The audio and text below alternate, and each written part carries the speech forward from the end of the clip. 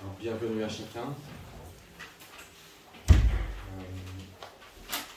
Merci à Richard. Alors cette journée à l'école de la Divine Volonté, voilà, c'est Richard qui nous l'a proposé en tant que prêtre de la paroisse, c'est le Père Carmelo et moi-même.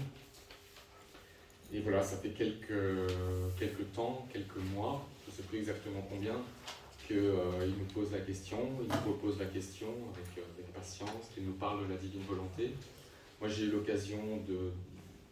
toujours l'occasion de vivre des rencontres par internet avec le Père Dominique Duthesne et d'autres prêtres qui suivent, qui cherchent à cheminer, à découvrir la Divine Volonté. C'est intéressant parce qu'on a des rencontres comme ça entre prêtres. Pour ce qui me concerne, je dirais un petit peu personnellement, je veux le dire bien simplement, je suis en train de découvrir. J'ai commencé à lire Luisa Piccarreta, je ne suis pas du tout à la fin. J'ai lu les trois premiers livres. J'avoue que il y a toujours des questions qui me viennent, mais voilà, je pense que ça fait partie de la vie. Et quand on est prêtre, on a encore des questions. Je crois qu'il ne faut pas s'en étonner. Et enfin, je suis content aussi d'avoir cette rencontre, aussi de ce partage, pour que ensemble, on puisse chercher à approfondir, éclairer nos interrogations et surtout entrer davantage dans la divine volonté. Alors, tu me disais un petit mot à propos des 3 fiat, peut-être c'est maintenant ou plutôt après ? Oui. Donc, ça c'est une des choses que le Père Dominique nous avait expliqué dès le départ, pour situer un petit peu la divine volonté de manière très succincte. Ce sont ces fameux 3 fiat. C'est-à-dire qu'il y a eu la création du monde, c'est le premier fiat. On verra des passages dans la Bible, le livre de la Genèse. Donc, à ce moment-là, tous, nous avons été créés, nous sommes créés par Dieu. Nous sommes des créatures de Dieu. Nous sommes appelés à vivre totalement en union avec lui, en lui, dans sa grâce. Et cette union a été brisée, a été perdue à cause du péché, d'abord de Satan et puis du péché des hommes. Voilà. À cause de cela, donc, il y a le deuxième fiat, parce qu'évidemment Dieu nous aime et veut que nous retrouvions cet état de grâce, cet état de vie, de partage avec lui. Dieu qui est amour, qui nous aime, il veut notre bien, qui est justement de partager, de vivre dans son amour. Et donc pour ça, il envoie son Fils qui s'offre totalement, qui se livre, qui se fait humilier, et qui accepte cela avec un immense amour pour nous sauver, pour nous racheter de ce péché qui nous a coupé de la grâce de Dieu, qui nous coupe toujours de la grâce de Dieu quand nous le commettons, mais nous pouvons, par le Fils qui est venu nous sauver, retrouver cette grâce. Et c'est ce que nous vivons dans ce temps aujourd'hui, notamment avec le sacrement de la réconciliation. Et nous sommes toujours dans ce temps de cheminement, de lutte, c'est vrai, entre les tentations qui ne cessent de venir, les péchés dans lesquels nous pouvons tomber, nous tombons, et puis la grâce de Dieu qui agit et sa générosité qui nous travaille, qui nous donne, qui nous permet de revenir à lui encore et encore et encore. Et puis, il y a le troisième fiat, c'est celui de la sanctification. Et là, je dois dire, pour moi, comme prêtre qui ai passé 7 ans à étudier la philosophie, la théologie pour devenir prêtre, et depuis, j'essaie de garder quelques lectures, c'est quand même quelque chose, je me permets un tout petit témoignage personnel un peu par rapport à ça, qui est à la fois éclairant, nouveau, mais qui apporte, je dis éclairant parce qu'il apporte réponses à des questions profondes que j'ai pu garder tout au long de mon cheminement d'études, de questionnements, etc., dans la théologie et dans la foi. C'est tout simplement la question de savoir, par rapport au péché, comment ça se fait qu'en fait, si on est sauvé, on pêche toujours, quoi.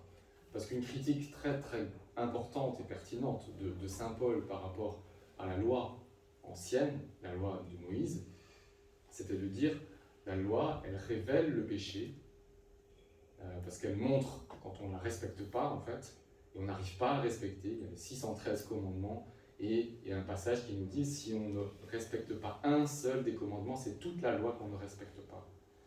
Et donc finalement, ce que ça montre d'une manière assez décisive, c'est que l'homme est pécheur. Voilà. Mais ça n'enlève pas ce péché, et ça ne sauve pas de ce péché. Et c'est la vie dans la grâce qui va l'en sauver. C'est ce que dit saint Paul, et voilà. Et donc c'est très beau, on a tout ce renouvellement avec la nouvelle alliance et la vie dans la grâce. Et en acte 15, on voit la question tranchée pour dire on n'a pas besoin d'obéir à tous les commandements de la loi de Moïse, parce que c'est pas ça qui sauve, c'est vraiment la foi en Jésus-Christ et la vie dans la grâce. Mais alors, aujourd'hui nous sommes 2000 ans plus tard, et on pourrait presque, je dis presque parce que c'est pas pareil, mais quand même, la critique que faisait saint Paul par rapport à la loi ancienne, je m'étais déjà posé cette question, est-ce qu'on ne peut pas la faire aujourd'hui, de dire, mais c'est vrai, le Christ est venu, il nous donne sa grâce, mais si je me regarde juste moi, je me confesse encore régulièrement. Et pourquoi ? Pour une bonne raison, c'est parce que je pêche encore. Et malheureusement, je crois que c'est le cas de pas mal de monde, pour ne pas dire tout le monde.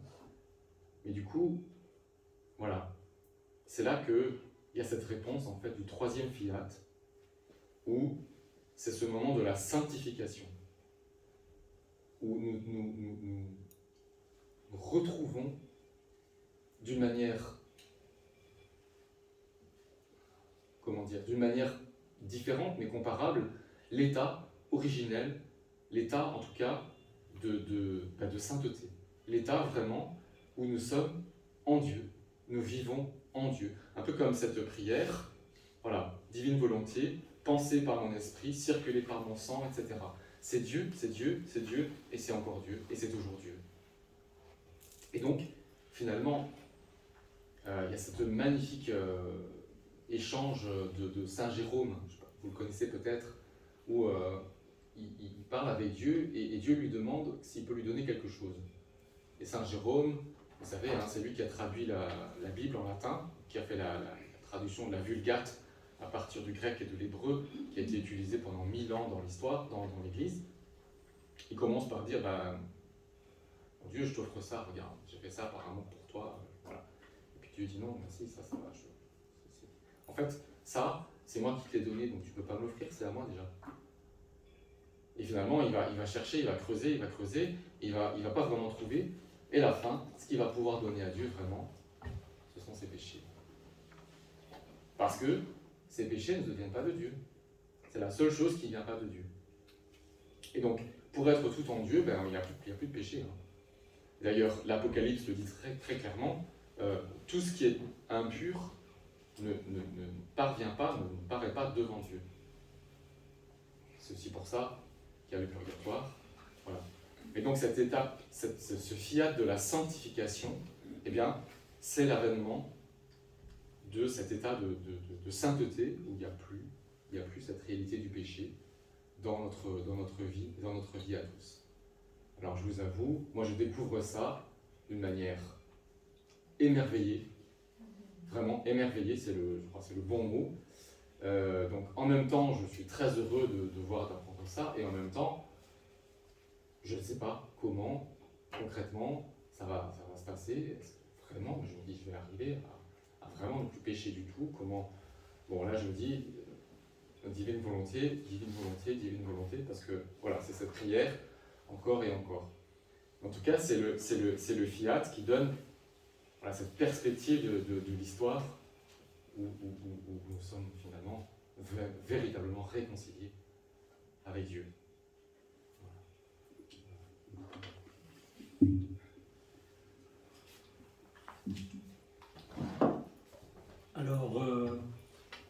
me présente, donc je m'appelle Richard et je suis ce qu'on appelle un converti. J'ai eu la grâce de la conversion il y a 27 ans et après 24 ans, le Seigneur m'a simplement dit « Tu seras apôtre de la divine volonté ». Je ne savais pas ce que c'était ni quoi que ce soit. Il faut dire que donc j'ai une expérience religieuse complètement différente des gens, c'est que j'ai passé une étape que la plupart des personnes ne font pas. J'ai passé le cap de la mort. Je suis allé au ciel et j'ai eu la grâce de fusionner en Dieu. C'est quelque chose qu'il y a des gens qui m'ont fait, je ne saurais pas vous dire. Moi, c'est la grâce que j'ai eue. Et je voulais même plus revenir ici. Le Seigneur m'a dit, ton temps n'est pas venu, tu dois retourner. Mais tu serais élevé une marche au-dessus des autres. Je ne comprenais pas ce que ça voulait dire, ni quoi que ce soit. Et voilà, donc si vous voulez plus de détails et tout ça, vous pouvez aller voir mon témoignage qui est sur la chaîne YouTube. Donc là, vous aurez en détail parce que c'est pas très intéressant, je vais dire, mon expérience que j'ai. Mais voilà pourquoi je parle de la divine volonté. Vous avez ici, parmi nous, donc en fait, la divine volonté s'est fort répandue ici en Europe par le père Dominique Duthène. Je suppose que tout le monde le connaît. Et il y a aussi le père Gabriel Chonang. Alors, le père Dominique Duthène, c'est ce que je dis, et c'est là qu'on voit quand même comment est-ce qu'on vit réellement la divine volonté. Le père Dominique Duthène a mis 12 missionnaires en route, si l'on veut. Donc, et vous avez la grâce d'en avoir deux ici parmi nous, qui sont Jacqueline et Philippe, qui sont là. Et donc ils sont aussi des personnes qui seront là pour vous aider par la suite. Donc, c'est là qu'on voit, Jésus, il avait 12 apôtres. Les 12 apôtres, c'est ce que Jésus a dit, c'est pas vous qui m'avez choisi, c'est moi qui vous ai choisi. Donc, les missionnaires du père Dominique Duthène, vous pouvez voir comme si c'était Jésus qui a de nouveau choisi des apôtres pour aller en mission. Et la différence qu'il y a avec moi, c'est que moi, c'est comme Saint Paul. J'étais quelqu'un qui a beaucoup persécuté l'Église, parce que je mangeais, comme on dit, du prêtre du matin au soir, et voilà. Donc j'ai beaucoup diffamé sur l'Église, j'ai fait plein de choses, mais bon, voilà. Et le Seigneur est venu me chercher et m'a retourné comme une crêpe. Et donc tous les jours, je posais la question, je dis, pourquoi est-ce que je suis donc ici sur la terre? Pourquoi est-ce qu'il m'a renvoyé ici? Je voulais savoir ce que je devais faire et donc quelle était ma mission, quoi. Et Jésus m'a répondu, tu es prêtre dans mon cœur et tu seras apôtre de la divine volonté. J'ai dit, mais je ne sais pas ce que c'est. Il dit, ne t'inquiète pas, il dit, je te montre ta vie que tu as vécue dans ta volonté, je te montre ce que tu as vécu dans la divine volonté sans le savoir, je mets les deux devant toi, maintenant tout s'éclaire et avance. Et voilà la raison pourquoi je parle de la divine volonté. Donc voilà, donc c'est vraiment quelque chose que, c'est vraiment le ciel qui m'a formé pour pouvoir parler simplement des textes de Luisa Picarreta. Voilà, donc comme ça vous savez pourquoi est-ce que je parle beaucoup de la divine volonté. Maintenant je vais laisser le père Grégory commencer la lecture.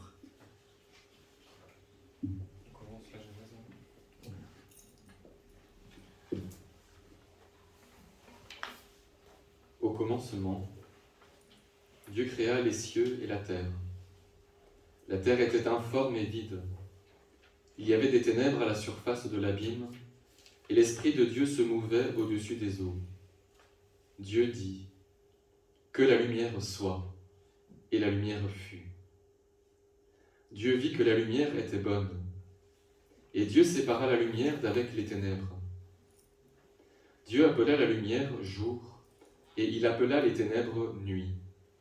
Ainsi, il y eut un soir, et il y eut un matin. Ce fut le premier jour. Dieu dit, qu'il y ait une étendue entre les eaux, et qu'elle sépare les eaux d'avec les eaux.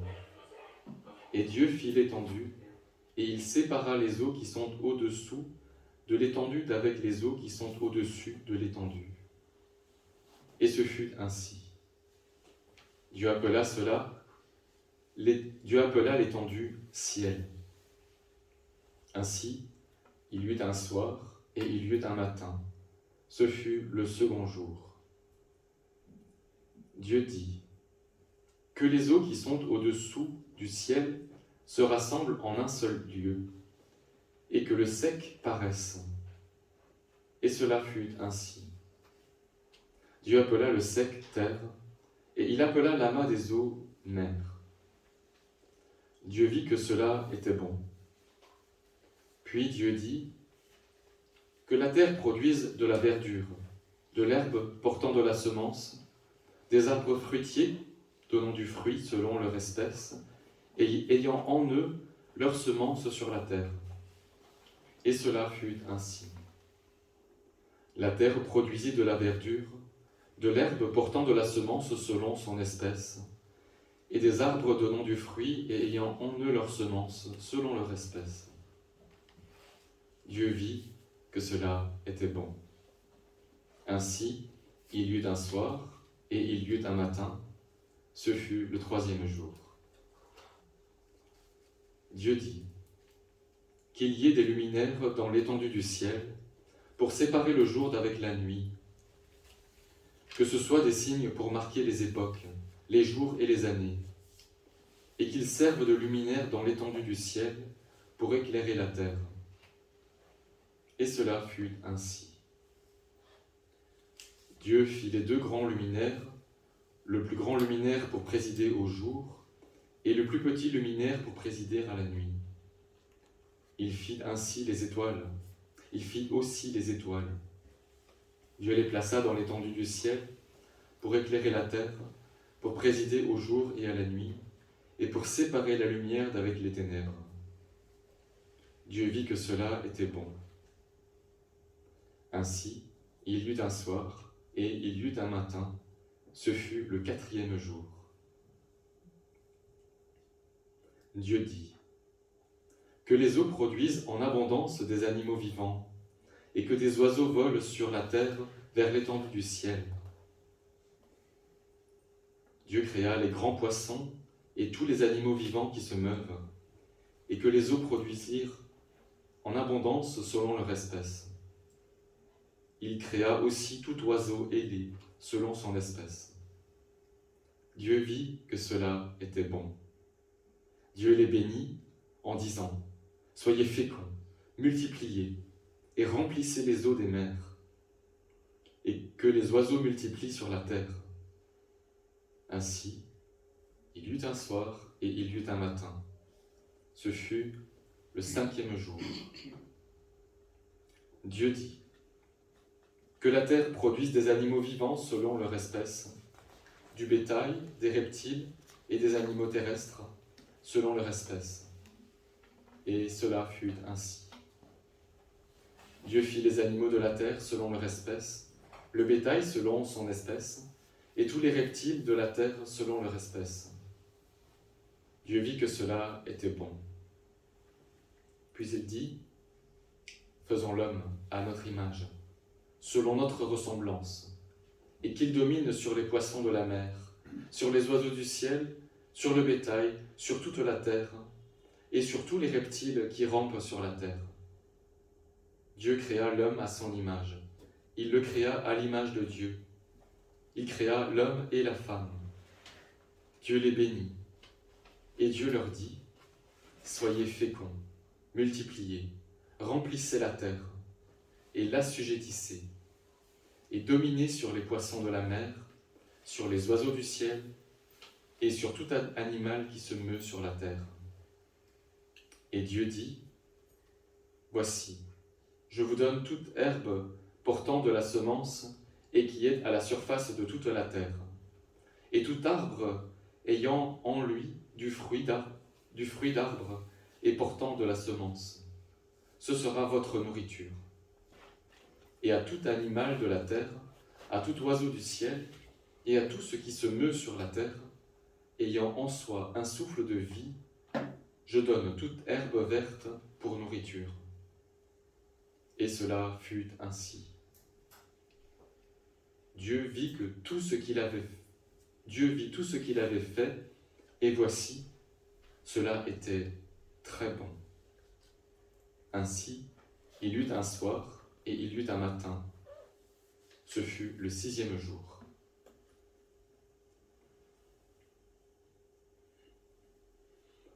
Ainsi furent achevés les cieux et la terre, et toute leur armée. Dieu acheva au 7e jour son œuvre qu'il avait faite, et il se reposa au 7e jour de toute son œuvre qu'il avait faite. Dieu bénit le 7e jour, et il le sanctifia, parce qu'en ce jour il se reposa de toute son œuvre qu'il avait créée en la faisant. Voici les origines des cieux et de la terre, quand ils furent créés. Lorsque l'Éternel Dieu fit une terre et des cieux, aucun arbuste des champs n'était encore sur la terre, et aucune herbe des champs ne germait encore. Car l'Éternel Dieu n'avait pas fait pleuvoir sur la terre, et il n'y avait point d'homme pour cultiver le sol. Mais une vapeur s'éleva de la terre, et arrosa toute la surface du sol. L'Éternel Dieu créa l'homme de la poussière de la terre. Il souffla dans ses narines un souffle de vie, et l'homme devint un être vivant. Puis l'Éternel Dieu planta un jardin en Éden, du côté de l'Orient, et il y mit l'homme qu'il avait créé. L'Éternel Dieu fit pousser du sol des arbres de toute espèce, agréables à voir et bons à manger, et l'arbre de la vie au milieu du jardin, et l'arbre de la connaissance du bien et du mal.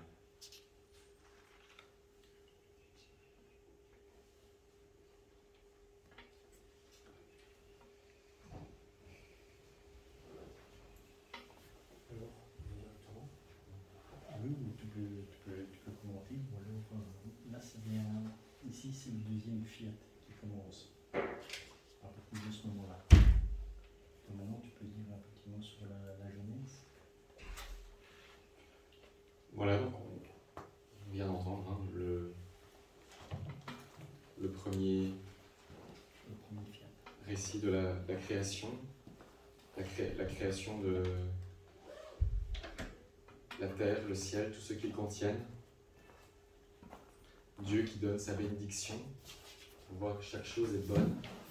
La bonté de la création. C'est ce premier fiat où tout est harmonieux, tout est en Dieu. Comme Dieu le dit, tout est bon. Et puis, il y a la conclusion après la création de l'homme et de la femme, avec Dieu qui leur confie toutes les autres réalités. Et Dieu voit que cela est très bon. Et puis, le 7e jour, où il y a ce repos, le temps de se retrouver, le temps de se reposer. Il y a cette œuvre, et puis il y a ce repos. Alors, nous le savons, ce récit est imagé. Il ne s'agit pas d'une histoire scientifique au sens où nous l'entendons aujourd'hui, l'enchaînement des jours par exemple, qui a lieu déjà avant même qu'il y ait les luminaires. Mais ce que cela nous dit, c'est que toutes les réalités qui sont là, toutes ces réalités que les peuples environnants du peuple d'Israël considéraient comme des dieux, commencé par le ciel, le soleil, la lune, mais aussi les animaux, eh bien, il n'y a pas de réalité divine là-dedans. Ce sont des œuvres, ce sont des créatures, ce sont des créations de Dieu. Le Dieu véritable, ce n'est pas le soleil, ce n'est pas un animal, ce n'est pas la mer, ce n'est pas l'air, ce n'est pas la terre. Le Dieu véritable, c'est lui qui a créé tout ça. Et voilà, c'est peut-être un petit peu évident pour nous aujourd'hui, mais à l'époque, ça ne l'était pas du tout. Et on voit Dieu qui, petit à petit, révèle son enseignement à son peuple et par son peuple à toute l'humanité. Voilà, nous arrivons maintenant au deuxième fiat. Donc c'est l'œuvre de la rédemption. On pourrait lire 3 passages de l'Évangile. D'abord de l'Évangile selon saint Luc.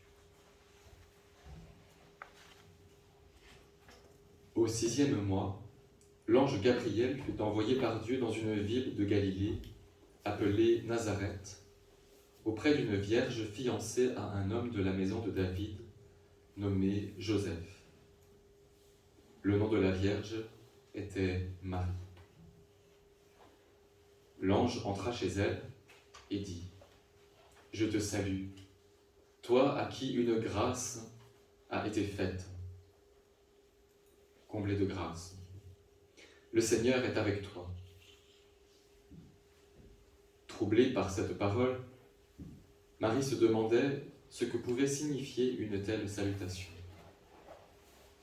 L'ange lui dit : « Ne crains point, Marie, car tu as trouvé grâce devant Dieu. Et voici, tu deviendras enceinte et tu enfanteras un fils. Et tu lui donneras le nom de Jésus. Il sera grand et sera appelé Fils du Très-Haut. Et le Seigneur Dieu lui donnera le trône de David, son père. Il régnera sur la maison de Jacob éternellement, et son règne n'aura point de fin. » Marie dit à l'ange : « Comment cela se fera-t-il, puisque je ne connais point d'homme ? » L'ange lui répondit : « Le Saint-Esprit viendra sur toi, et la puissance du Très-Haut te couvrira de son ombre. C'est pourquoi le saint enfant qui naîtra de toi sera appelé Fils de Dieu. Voici, Élisabeth, ta parente, a conçu, elle aussi, un fils en sa vieillesse. Et celle qui était appelée stérile est dans son 6e mois, car rien n'est impossible à Dieu. » Marie dit : « Je suis la servante du Seigneur, qu'il me soit fait selon ta parole. » Et l'ange la quitta.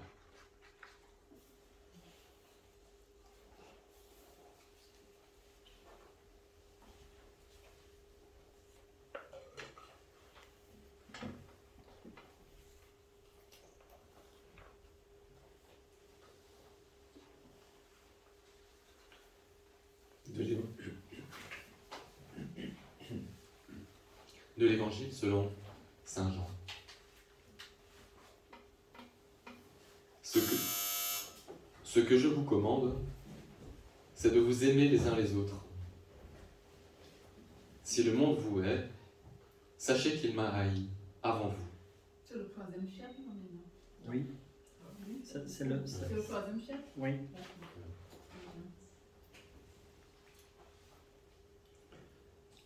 C'est ce que Jésus annonce. C'est quel chapitre? C'est le chapitre 15. Merci. On va lire le chapitre 16 aussi. Voilà, je reprends. Effectivement, c'est le 3e fiat qui est annoncé. Ce que je vous commande, c'est de vous aimer les uns les autres. Si le monde vous hait, sachez qu'il m'a haï avant vous. Si vous étiez du monde, le monde aimerait ce qui est à lui. Mais parce que vous n'êtes pas du monde, et que je vous ai choisi du milieu du monde, à cause de cela, le monde vous hait. Souvenez-vous de la parole que je vous ai dite. Le serviteur n'est pas plus grand que son maître. S'ils m'ont persécuté, ils vous persécuteront aussi. S'ils ont gardé ma parole, ils garderont aussi la vôtre. Mais ils vous feront toutes ces choses à cause de mon nom, parce qu'ils ne connaissent pas celui qui m'a envoyé. Si je n'étais pas venu et que je ne leur eusse point parlé, ils n'auraient pas de péché. Mais maintenant, ils n'ont aucune excuse de leur péché. Celui qui me hait est aussi mon Père. Si je n'avais pas fait parmi eux des œuvres que nul autre n'a faites, ils n'auraient pas de péché. Mais maintenant, ils les ont vues et ils ont haï, et moi, et mon Père. Mais cela est arrivé afin que s'accomplisse la parole qui est écrite dans leur foi. Afin que s'accomplisse la parole qui est écrite dans leur loi. Ils m'ont haï sans cause. Quand sera venu le Consolateur, que je vous enverrai de la part du Père, l'Esprit de vérité qui vient du Père, il rendra témoignage de moi. Et vous aussi, vous rendrez témoignage, parce que vous êtes avec moi dès le commencement. Je vous ai dit ces choses afin qu'elles ne soient pas pour vous une occasion de chute. Ils vous excluront des synagogues. Et même, l'heure vient où quiconque vous fera mourir croira rendre un culte à Dieu. Et ils agiront ainsi parce qu'ils n'ont connu ni le Père, ni moi. Je vous ai dit ces choses afin que, lorsque l'heure sera venue, vous vous souveniez que je vous les ai dites. Je ne vous en ai pas parlé dès le commencement parce que j'étais avec vous. Maintenant, je m'en vais vers celui qui m'a envoyé. Et aucun de vous ne me demande « Où vas-tu » Mais parce que je vous ai dit ces choses, la tristesse a rempli votre cœur. Cependant, je vous dis la vérité. Il vous est avantageux que je m'en aille. Car si je ne m'en vais pas, le Consolateur ne viendra pas vers vous. Mais si je m'en vais, je vous l'enverrai. Et quand il sera venu, il convaincra le monde en ce qui concerne le péché, la justice et le jugement. En ce qui concerne le péché, parce qu'il ne croit pas dans moi. La justice, parce que je vais au Père et que vous ne me verrez plus. Le jugement, parce que le prince de ce monde est jugé. J'ai encore beaucoup de choses à vous dire, mais vous ne pouvez pas les porter maintenant. Quand le Consolateur sera venu, l'Esprit de vérité, il vous conduira dans toute la vérité, car il ne parlera pas de lui-même, mais il dira tout ce qu'il aura entendu, et il vous annoncera les choses à venir. Il me glorifiera, parce qu'il prendra de ce qui est à moi, et vous l'annoncera. Tout ce que le Père a est à moi. C'est pourquoi j'ai dit qu'il prend de ce qui est à moi, et qu'il vous l'annoncera. Encore un peu de temps, et vous ne me verrez plus. Et puis encore un peu de temps, et vous me verrez, parce que je vais au Père. Là-dessus, quelques-uns de ses disciples dirent entre eux, « Que signifie ce qu'il nous dit ? Encore un peu de temps, et vous ne me verrez plus. Et puis encore un peu de temps, et vous me verrez. Et parce que je vais au Père, il disait donc, que signifie ce qu'il dit ? Encore un peu de temps. Nous ne savons pas de quoi il parle. Jésus connut qu'ils voulaient l'interroger, leur dit, vous vous questionnez les uns les autres sur ce que j'ai dit. Encore un peu de temps, et vous ne me verrez plus. Et puis encore un peu de temps, et vous me verrez. En vérité, je vous le dis. Vous pleurerez et vous vous lamenterez, et le monde se réjouira. Vous serez dans la tristesse, mais votre tristesse se changera en joie.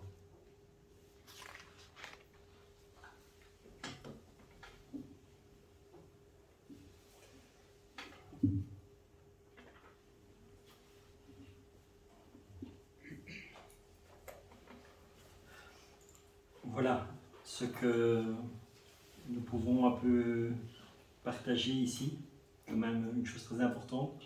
Pourquoi est-ce qu'en général on commence par une lecture, un passage de la Bible, donc de la Sainte Écriture, Évangile ou Ancien Testament? Parce que la divine volonté, sans la Bible et la parole de Dieu, ça ne fonctionne pas. La divine volonté est simplement là pour nous éclairer sur la parole de Dieu, pour pouvoir être enracinés dans la parole de Dieu et dans la Sainte Écriture. D'où l'importance de toujours avoir une bonne connaissance. D'où l'importance de lire la Bible chaque jour, ne fût-ce qu'un petit passage pendant une dizaine de minutes. Et voilà. Un autre point que je voulais aussi préciser, parce qu'il y a quand même beaucoup de personnes qui font des amalgames. Luisa Piccarreta ne peut être comparée à aucune autre mystique. Parce qu'elle n'est pas une messagère, ce n'est pas quelqu'un qui a des visions, c'est vraiment quelqu'un qui a reçu l'enseignement de Jésus pour la sanctification. Donc c'est vraiment quelqu'un d'unique, il n'y en aura pas deux comme elle, et c'est ce que je dis, on ne peut pas, parce qu'il y a des gens qui disent oui, mais dans Maria Valtorta il y a ça, dans tel il y a ça. Non, Luisa Piccarreta c'est vraiment quelqu'un qui est à part, qui donne un enseignement que Jésus a donné. Elle a vécu elle-même des choses, comme on dit, assez particulières, mais c'est Jésus qui lui a fait vivre. Donc ce n'est pas des visions, elle a participé parce que Jésus lui a fait participer à ces choses-là. Et ça, c'est quelque chose de très important que je tenais à dire. Maintenant, ici, nous allons commencer à lire les textes même des livres du ciel. Et le thème est l'Esprit Saint dans la divine volonté. Vous avez le tableau qui se trouve là, qui représente justement l'Esprit Saint dans la divine volonté. C'est le jour où j'ai assisté à la retraite du Père Dominique Duthène, quand il a fait une prière. C'est parti comme ça. Et j'ai eu la grâce d'avoir une vision. Et cette vision, donc, vous pouvez avoir tous les détails aussi sur la chaîne YouTube, parce qu'on ne va pas s'attarder là-dessus. Mais voilà, comme ça, vous avez l'explication. Et de cette vision, Jésus a demandé de faire un tableau. Il m'a dit d'aller chez une personne pour faire le dessin, parce que je ne savais pas dessiner ni quoi que ce soit. Donc, c'est une personne, la personne qui a dessiné ce tableau n'était pas une personne croyante, en plus. Donc, quand j'ai dit à Jésus, pourquoi tu m'envoies là alors que la personne ne prend pas? Il dit, c'est pas ton problème. Voilà. Donc j'ai été, et voilà le tableau qui a été fait. Donc comme ça, maintenant, vous savez avoir tous les détails sur la chaîne YouTube. Donc vous avez reçu chacun une petite carte sur votre siège. Et là, donc, vous avez la chaîne YouTube, vous savez aller voir tout ce qui concerne le tableau aussi. Donc c'était demandé pour être une image qui doit être mise sur des bougies de neuvaine, des chapelets et ainsi de suite. Donc voilà. Comme ça... une petite parenthèse. Donc maintenant, nous allons lire le livre du ciel dans le tome 1, Luisa, et nous allons aller dans le premier excès d'amour. Alors, dans une méditation, j'avais choisi d'aller au paradis par la pensée. Je m'imaginais la très sainte Trinité dans un concile décisif, planifiant de racheter la race humaine tombée dans la plus sordide misère, de laquelle, sans l'action divine, elle ne serait jamais capable de se relever, pour parvenir à une vie nouvelle d'absolue liberté. J'ai ensuite vu le Père prenant la décision d'envoyer son Fils unique sur la terre, celui-ci acquiesçant au désir du Père et le Saint-Esprit, accordant son plein accord, le tout pour le salut des hommes. Tout mon être s'émerveillait d'un si grand mystère d'amour réciproque entre les personnes divines, un amour formidable liant entre elles les personnes divines et s'irradiant sur les hommes. Je considérais ensuite l'ingratitude de ceux-ci, rendant inopérant un si grand amour. Je serais resté dans cet état toute la journée plutôt que pendant juste une heure, si Jésus ne m'avait pas fait entendre une voix intérieure me disant « C'est assez pour le moment, viens avec moi et tu verras d'autres et de plus grands excès de mon amour envers toi. » Voilà, ici, comme on dit, on est direct dans le vif du sujet. qu'est-ce qu'est Dieu? Si nous devons définir Dieu en un mot, c'est amour. Dieu nous aime d'un amour inconditionnel. Humainement, c'est quelque chose de très très difficile à comprendre. Et même pour nous, c'est compliqué à l'expliquer. Quand j'ai eu la grâce d'aller au ciel, j'ai eu cette grâce de connaître l'amour de Dieu. Et c'est pour ça que je ne voulais plus revenir. Et quand je suis revenu sur la terre, la première chose que j'ai dit aux gens, vous ne savez pas ce que c'est l'amour. Je me suis fait, comme on dit, lyncher. Mais pourquoi? Parce que l'amour de Dieu est incomparable. Et si nous n'avons pas Dieu, nous n'avons pas de véritable amour, parce que le seul véritable amour est Dieu. Nous avons, en tant qu'être humain, nous avons l'amour de Dieu qui a été mis dans nos âmes, parce que Dieu nous a créés, il a insufflé la vie en nous. Et quand il insuffle cette vie n'est qu'amour. Et si nous vivons, donc nous sommes des êtres humains, et si nous vivons sans lui, cet amour est mort en nous. Et il n'y a que en Jésus que nous savons avoir le véritable amour. Et c'est ça que j'ai découvert dans la divine volonté, parce que quand j'ai fait cette expérience personnelle de l'amour de Dieu, j'ai voulu le partager avec tout le monde, parce que j'ai dit, vous ne savez pas comme c'est merveilleux. Ici, moi, sur la terre, j'avais beaucoup de difficultés, parce que ayant vécu une grande partie dans la rue et tout ça, dans la rue, il n'y a pas d'amour, il n'y a que de la haine, de la rancœur, c'est œil pour œil, dent pour dent. Et c'est ça qui avait bouleversé ma vie quand j'ai rencontré le Seigneur, qui m'a pris avec lui, et que j'ai fait cette expérience d'amour. Et là, c'est ce que j'ai dit, sans Dieu, on ne peut pas l'avoir. Et c'est ça la divine volonté, et c'est ça que Dieu, en fait, nous transmet dans tous les livres du ciel. Il ne parle que d'amour.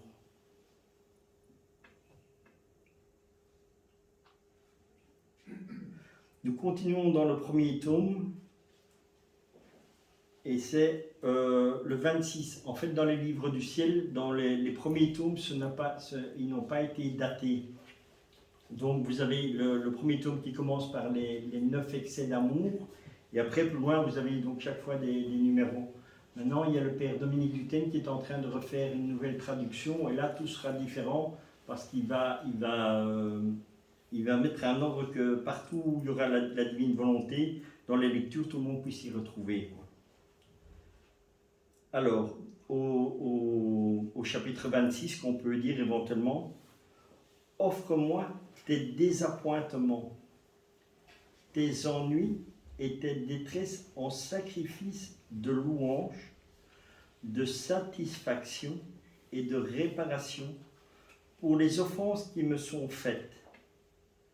Offre-moi tes désappointements, tes ennuis et tes détresses en sacrifice de louange, de satisfaction et de réparation pour les offenses qui me sont faites. Tes prières s'envoleront alors comme une fragrance d'encens jusqu'à mon trône. Elles blesseront d'amour mon cœur. Elles t'attireront de nouvelles grâces et de nouveaux dons de mon Esprit Saint. Le démon, te voyant humble, résigné et inébranlable dans ton néant, n'aura plus la force de t'approcher. Il se mordra les lèvres de désappointement. Conduis-toi de cette manière et tu acquerras des mérites. Non pas des mérites comme tu le pensais, en ce qui concerne la Sainte Communion. Je ne veux pas que tu sois triste quand tu n'attardes pas là, privé de la puissance magnétique de mon amour. Fais de ton mieux pour bien me recevoir et remercie-moi. Après m'avoir reçu, demande-moi les grâces et l'aide dont tu as besoin et ne t'inquiète pas. Ça, c'est aussi quelque chose que Jésus partage beaucoup avec Luisa Picaretta, surtout dans les premiers, c'est à lui faire confiance et l'abandon. Dans les 10 premiers tomes, en fait, aussi, de Luisa Picaretta, c'est tout ce que Jésus lui apprend, c'est avoir le détachement de tout ce qui est humain pour pouvoir la préparer à une vie divine. Donc, c'est de perdre toute l'humanité pour que Jésus puisse faire tout en elle divinement. Et c'est ça que nous sommes, chacun ici présent, nous sommes appelés à vivre. Donc, en offrant notre volonté au Seigneur, donc en fait, on donne notre humanité à Dieu. Et on demande à Dieu qu'il nous donne sa vie à lui, qui est divine, et que lui nous divinise. C'est pour ça que nous, on ne saura jamais rien faire, et on ne sera. C'est comme la sainteté. La sainteté dans la divine volonté n'est absolument pas comparable avec la sainteté qu'on connaît des saints à l'heure actuelle. Donc, maintenant, on peut être saint, parce que nous parlons de la divine volonté. Jésus parle en nous. Mais nous, en tant qu'êtres humains, nous ne sommes pas saints. Mais la sainteté que Dieu a au moment où on parle ici, on est saint. Mais pas dans la sainteté humaine. C'est la sainteté de Dieu qui passe au-dessus de tout. De la même manière que l'on peut comparer, parce qu'il y a beaucoup de gens qui ne comprennent pas non plus, quand Jésus dit que celui qui m'aime renonce à lui-même, prenne sa croix et me suive. Pourquoi Jésus nous dit ça? Parce que son amour est tellement puissant que la douleur disparaît dans l'amour de Dieu. Et nous avons une facilité à avancer parce que c'est le Seigneur en fait qui souffre et nous l'accompagnons. Mais c'est toujours l'amour de Dieu qui englobe tout et c'est encore une fois, ce n'est pas nous qui allons atténuer nos souffrances, mais c'est le Seigneur par la grâce de son amour qui fait que cette souffrance nous paraîtra légère.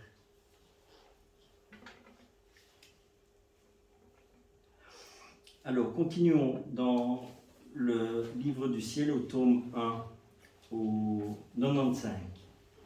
Jésus prépare Louisa pour le renouvellement de son mariage mystique dans le ciel, avec la sanction de la Sainte Trinité et lui parle des vertus théologales. Et là, je vais demander au Père Grégory qui peut un peu expliquer ce qu'est les vertus théologales. Parce que bon, ça c'est, comme on dit, chacun son domaine. Maintenant, avant. Oui, comme ça, les gens peuvent un peu savoir sur quel sujet nous allons parler. C'est à la fois très simple et très vaste. Donc la foi, l'espérance et la charité sont les trois vertus dites théologales. Pourquoi théologales? Parce que elles ont Dieu pour objet. Et la première, bien sûr, c'est la foi, parce que c'est par la foi que, en premier, on accède d'une certaine manière à Dieu. On connaît Dieu. C'est par la foi qu'on connaît Dieu. Par la foi qu'on arrive d'une certaine manière à toucher Dieu. Et c'est donc nécessaire finalement pour faire quoi que ce soit d'autre avec Dieu en fait. Que ce soit espérer en lui, l'aimer, voilà, avoir cette relation avec lui, c'est d'abord le fait de simplement connaître qui il est, avoir foi en lui. Alors, après la foi, elle se précise, elle se déploie, et il y a différentes manières aussi de la comprendre. Il y a ça qui est tout à fait basique, de savoir que Dieu est, et on peut le dire, on le dit parfois, les démons, ils savent très bien que Dieu est, et ils tremblent. Et il y a la foi qui est l'adhésion de la volonté. J'ai foi en toi, j'ai foi en quelqu'un, c'est aussi, je te fais confiance. Et donc là, j'adhère. C'est Saint Pierre qui répond à Jésus quand, en Jean 6, une grande partie des disciples qui ont entendu le discours de Jésus sur le pain de vie partent après avoir dit « cette parole est trop dure, qui peut l'entendre ?» Jésus leur demande « et vous, allez-vous partir vous aussi ?» Et Pierre de répondre « à qui irions-nous, Seigneur? C'est toi qui a les paroles de la vie éternelle. On peut dire, voilà un exemple de foi, de cette confiance, de cette adhésion de la volonté. On voit bien que Pierre n'a pas d'explication à dire mais si, vous inquiétez pas, cette histoire de chair, de sang que nous donne, moi j'ai tout compris, c'est bon. Non, pas du tout. Mais ce qu'il dit Pierre, c'est Jésus, j'ai confiance en toi. Voilà aussi la foi qui est l'adhésion de la volonté. Alors, peut-être un tout petit mot sur ce mystère tout de même, et cette grâce, parce que je me souviens d'avoir eu des discussions avec des personnes que je ne connaissais pas spécialement. On voulait évangéliser, parler de Dieu, et parfois on avait des très belles discussions, et on considère l'univers, la science, et puis à un moment je me dis, mais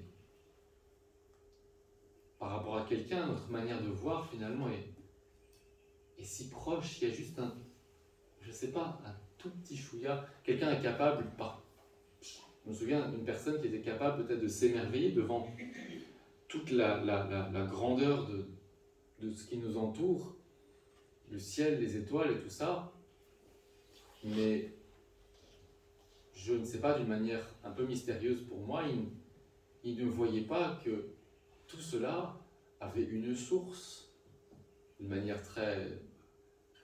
assez claire, cohérente et simple finalement en Dieu. Une source en ce qui est l'origine même de l'être. Parce que tout ça c'est pas fait tout seul. Et ça pour vous dire que la foi, il me semble en tout cas, enfin c'est mon expérience, il y a des personnes qui sont de bonne volonté, je crois, semblent être honnêtes, sincères, mais qui disent je cherche, ou j'essaie de comprendre. Bon, voilà, je vois pas qui est Dieu, quoi. Et donc, la foi, c'est aussi une grâce. Une grâce que l'on reçoit, que l'on demande.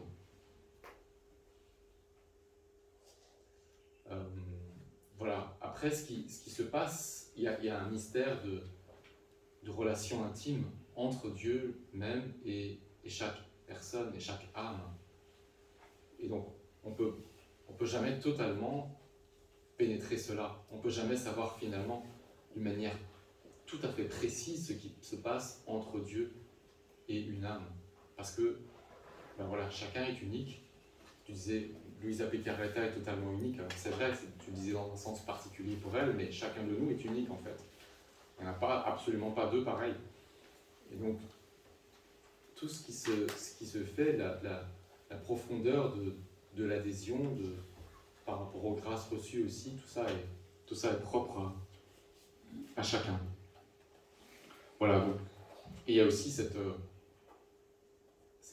prière en tout cas personnellement, qui m'anime toujours, et je crois qui doit nous animer, qui est de dire, mais Seigneur, je crois, et viens au secours de mon peu de foi, ou de mon manque de foi. Parce que oui, je crois, j'ai confiance en toi, et en même temps, j'ai conscience que, voilà, Seigneur, il dit, vous aurez la foi grande comme une graine de moutarde, vous dites à cette montagne d'aller se jeter dans la mer, elle le fait. Un exemple, il y a d'autres passages comme ça, ils mangeront du poison, ils seront mordus par des serpents, ça leur fera rien. Je ne veux pas essayer. Il y a cette foi vraiment qui a toujours, je crois, à grandir, mais par la grâce de Dieu en nous, mais aussi par notre volonté, notre confiance, notre abandon en Dieu. Voilà. Alors peut-être je serai un peu plus court par rapport aux deux autres. La foi nous introduit dans la vie en Dieu. D'ailleurs, quand on est baptisé, c'est ce qu'on demande aussi, on demande la foi. Les questions qu'on pose au baptême et que nous procure la foi, c'est la vie éternelle. C'est vraiment par la foi qu'on rentre dans ce mystère de la vie en Dieu. Et alors il y a l'espérance, c'est tout simplement espérer en Dieu, espérer en tout ce que Dieu nous promet, espérer en notre salut, le salut des âmes, espérer dans la vie éternelle. Et espérer, c'est un sens un petit peu différent que ce que l'on peut entendre d'habitude. Alors pour ça, on distingue parfois l'espérance de l'espoir. L'espérance, c'est dans la foi, en fait, la certitude finalement que Dieu nous donne ce qu'il nous promet. Et donc nous avons cette ferme assurance dans l'espérance. C'est pas comme si je joue au loto et j'espère gagner. C'est très différent. L'espérance nous donne vraiment une certitude qui s'appuie sur la promesse même de Dieu et donc la fidélité de Dieu. Et enfin la charité, là Saint Paul le dit, de la foi, l'espérance, la charité, la plus grande, la plus parfaite, la plus essentielle, c'est la charité. Alors, en un sens, c'est vrai, parce qu'effectivement, c'est la charité qui nous fait véritablement vivre ce pourquoi il y a la foi et l'espérance. La foi nous tourne vers Dieu, mais c'est la charité qui nous donne véritablement d'être en Dieu. Comme tu disais, Dieu est amour, donc la charité, finalement, c'est Dieu lui-même. Et ce n'est que dans la charité que nous vivons en Dieu. La foi déjà nous permet de connaître Dieu, mais c'est la charité qui nous donne d'une manière réelle, actuelle, de vivre en lui. Et puis, il y a aussi la perspective de l'histoire et du salut. La foi, c'est finalement d'adhérer à Dieu alors que nous sommes, nous sommes dans une sorte de brouillard. Nous n'avons pas la vision béatifique, nous ne voyons pas Dieu directement face à face. Mais comme nous l'espérons un jour, ce sera le cas, nous verrons Dieu directement, la foi perdra son objet parce que la réalité de Dieu sera parfaitement évidente. Et à ce moment-là, effectivement, ne demeurera plus que la charité. Mais en attendant, on a bien besoin de la foi pour accéder à la charité qui est d'aimer par l'amour de Dieu. D'aimer Dieu, d'aimer son prochain par l'amour de Dieu. Que Dieu lui-même aime par son amour en nous.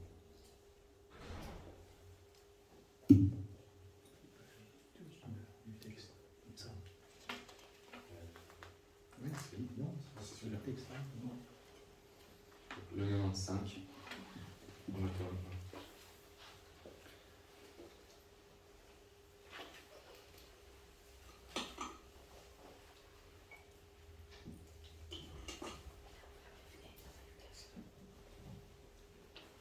Jésus prépare Louisa pour le renouvellement de son mariage mystique dans le ciel avec la sanction de la Sainte Trinité. Il lui parle des vertus théologales. Un matin, après une période de 3 ans, Jésus me fit comprendre qu'il voulait ratifier le mariage qu'il avait effectué avec moi sur la terre, mais cette fois dans le ciel, avec la sanction du Père et du Saint-Esprit, et à la vue de toute la cour céleste. Il m'avisa de me préparer pour cette grâce singulière. Pour lui obéir, je fis ce que je pouvais par moi-même.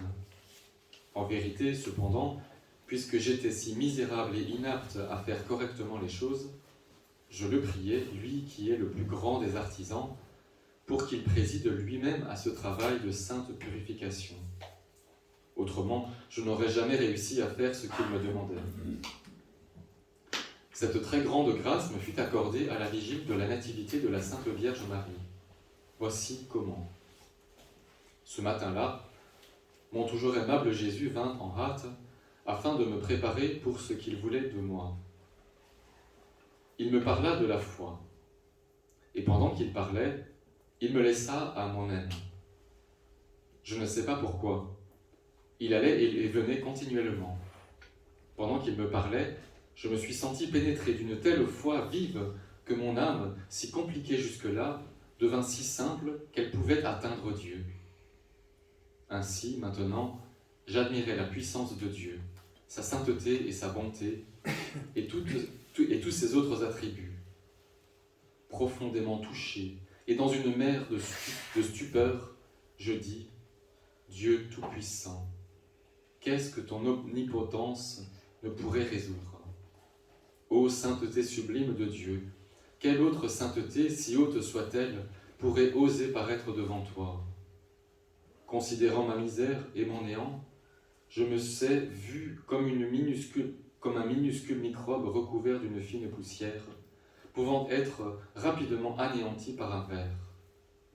Je ne voulais plus paraître devant la vertigineuse majesté de Dieu, mais, comme un aimant, sa bonté infinie m'attira à lui, et mon âme s'écria, « Oh, quelle sainteté, quel pouvoir et quelle miséricorde habite Dieu, lui qui nous attire avec une si grande bonté. » Il me sembla que sa sainteté l'enveloppait, que sa puissance le soutenait, que sa miséricorde l'émouvait, et que sa bonté l'animait, du dedans et l'immergeait totalement. Je considérais chacun de ces attributs individuellement. Je sentis que tous avaient la même valeur pour l'esprit humain, tous également incompréhensibles et incommensurables.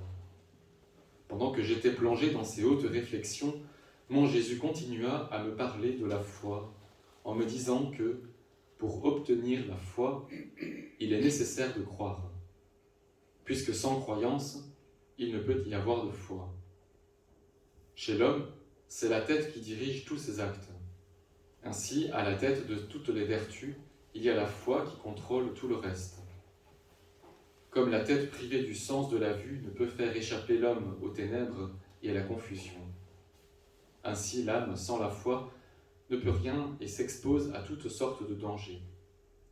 Si la tête privée de la vue veut diriger l'homme, elle pourrait bien le conduire où il ne voudrait pas aller s'il avait la vue. Comme la vue sert à guider l'homme dans chacun de ses actes, la foi est une lumière qui illumine l'âme, sans quoi on ne peut voyager sur le chemin qui mène à la vie éternelle.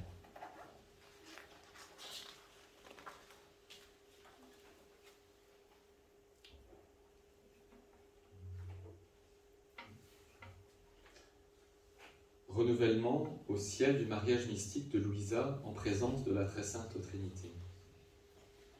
Ce doux discours de Jésus imprégna dans mon âme les vérités qu'il m'enseignait. Et j'étais plus que jamais excité du désir ardent de devenir totalement sienne, en accord avec sa volonté. Il revint, et en moins de temps qu'il me faut pour le dire, il m'attira hors de moi-même. Mon âme suivit la charmante attirance de son amour. À ses côtés, elle surmonta toutes les difficultés en traversant les cieux. Sans même avoir remarqué qu'elle avait quitté la terre, mon âme se trouva en paradis, en présence de la très sainte Trinité et de toute la cour céleste, pour le renouvellement du mariage mystique entre Jésus et mon âme, lequel avait déjà été célébré sur la terre au jour de la pureté de la Vierge Marie, en présence de Marie elle-même, qui, avec Sainte Catherine, assistait à cette première célébration. 11 mois plus tard, en la fête de la nativité de la très sainte Vierge, Jésus voulait, pour ce mariage, la sanction des 3 personnes divines. Il présenta un anneau de 3 pierres précieuses, une blanche, une rouge et une verte. Il le donna au Père qui bénit cet anneau et le redonna à son Fils. Le Saint-Esprit tint ma main droite et Jésus plaça l'anneau à mon annulaire. À ce moment, l'une après l'autre, les 3 personnes divines me donnèrent le baiser ainsi qu'une bénédiction particulière. Comment décrire la confusion que je ressentis quand je me suis trouvé en présence de la très sainte Trinité pour cette cérémonie? je peux seulement dire que de me trouver devant la Trinité et tomber face contre terre fut pour moi un seul et même geste. Je serais resté prosterné de cette manière indéfiniment si Jésus, l'époux de mon âme, ne m'avait pas encouragé à me relever et à rester debout en leur présence. Mon cœur ressentit une grande jubilation et en même temps une crainte respectueuse devant une telle majesté, au milieu de cette lumière éternelle émanant de l'essence et de la sainteté de Dieu, le Père, le Fils et le Saint-Esprit. Le langage humain, parlé ou écrit, est incapable de faire comprendre toutes les impressions divines qui touchèrent mon âme à ce moment. En conséquence, il est pour moi préférable de garder sous silence certaines autres choses pour ne pas gaffer davantage.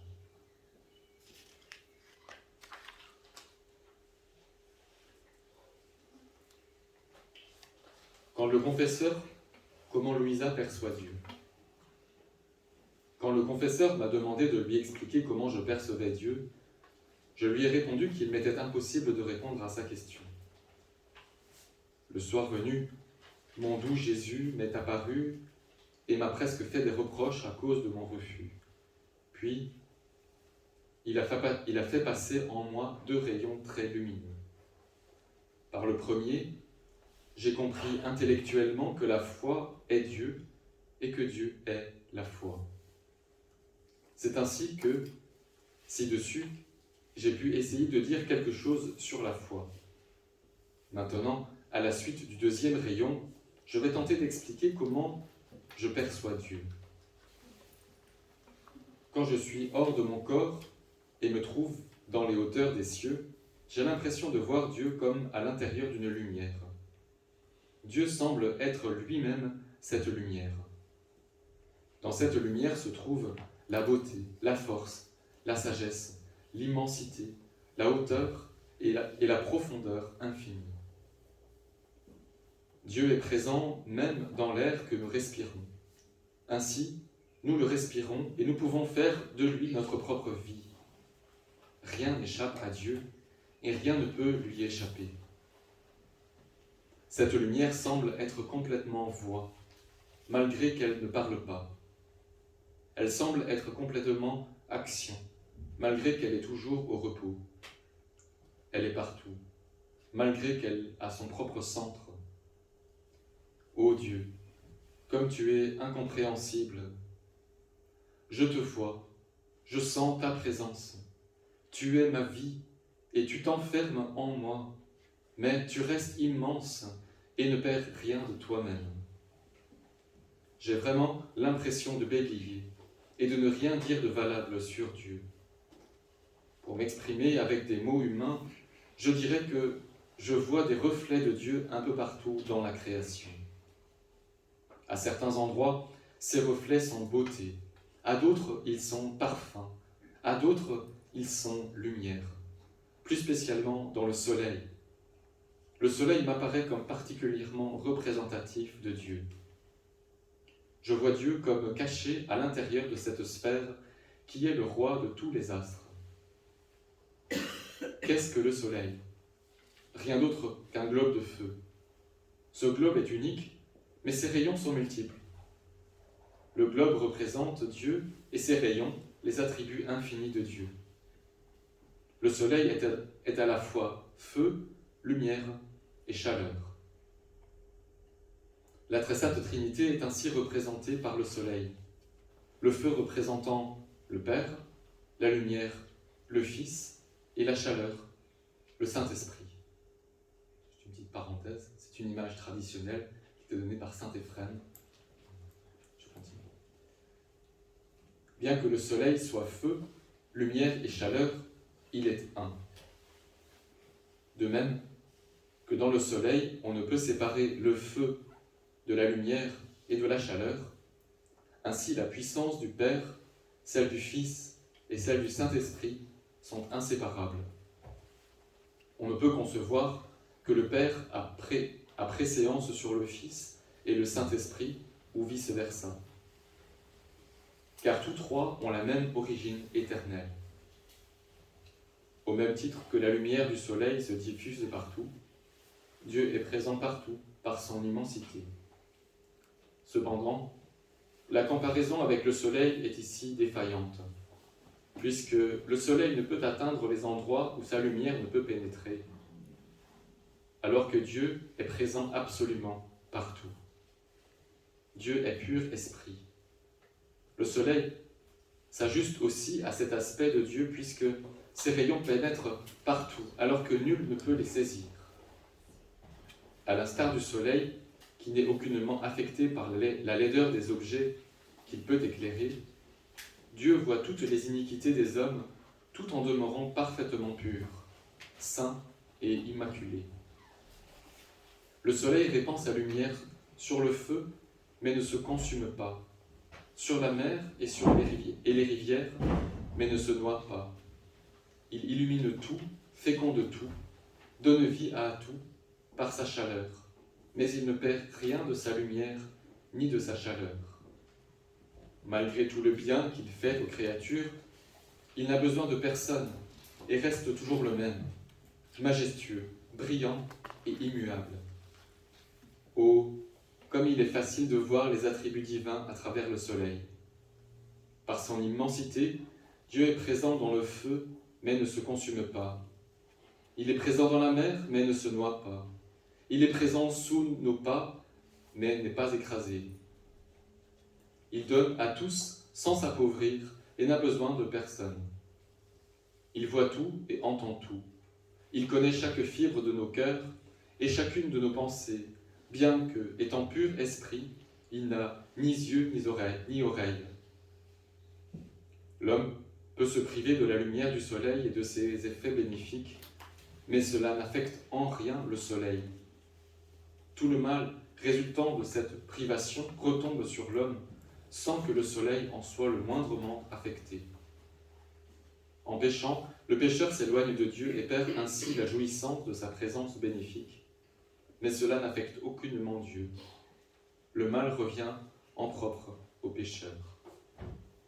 La rondeur du soleil symbolise l'éternité de Dieu qui n'a ni commencement ni fin.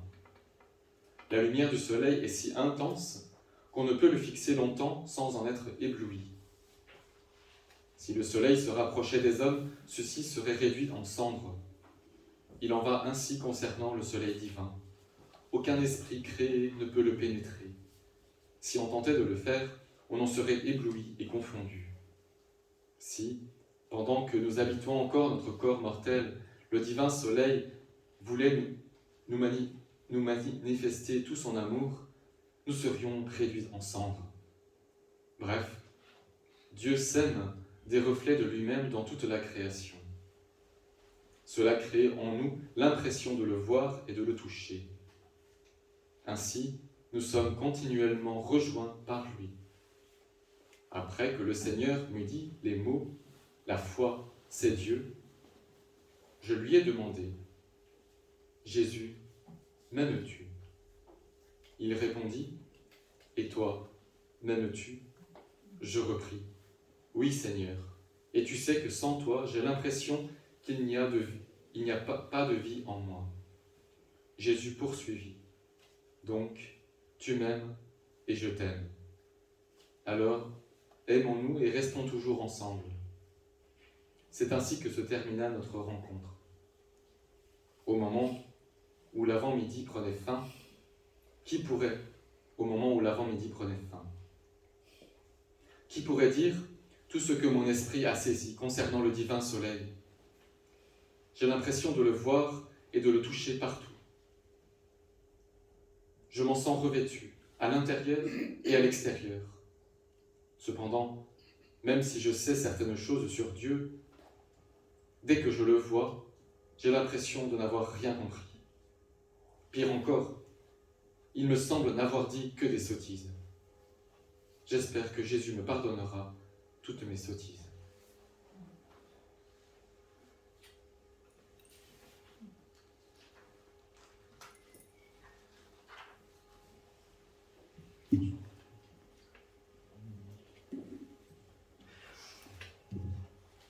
Ici, il y a quand même juste un petit point que je voulais vous partager et justement qui est très important dans la divine volonté. C'est que Dieu dit « Je suis la foi ». D'où l'importance.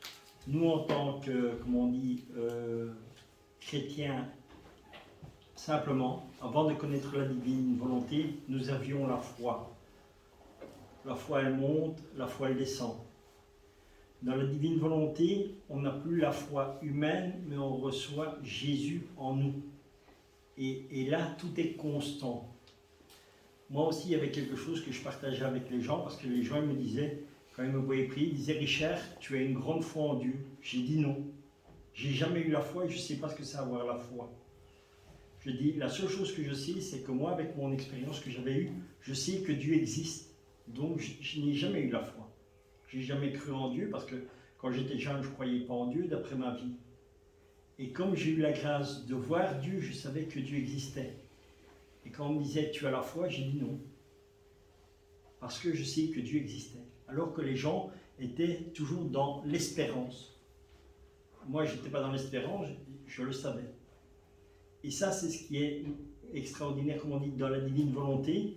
C'est que quand Dieu dit « Donne-moi ta volonté, en échange, je te donne la mienne », et fais toute ta vie avec moi. Et toute notre vie est bouleversée et tout change en nous. Pourquoi? Parce que, moi, c'est ce que je dis, en tant que simple chrétien, quand j'allais faire un petit chapelet comme ça, je disais « Voilà, Seigneur, je te demande ça, ça, ça, ça ». Et puis, quand je sortais de l'église, Seigneur, il était parti. Je ne pensais plus ni quoi que ce soit. Et la divine volonté m'a appris à partager vraiment ma vie avec Jésus. Et toute la différence se fait là dans la divine volonté, c'est que à chaque seconde de notre vie, nous devons la passer avec Jésus.